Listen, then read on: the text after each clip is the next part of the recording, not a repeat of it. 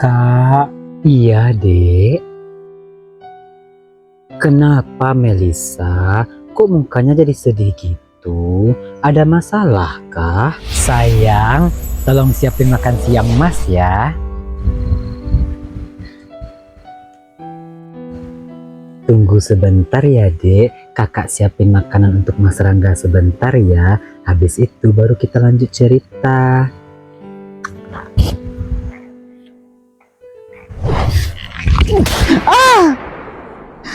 Kamu mau bikin keluarga saya hancur, ha? Tapi Melisa hamil, Mas. Gugurkan!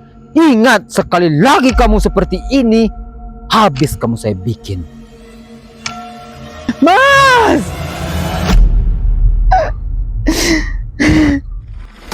Sejak saat itu, Melisa menari setiap hari tanpa berhenti sampai Melisa meninggal dunia. Melisa!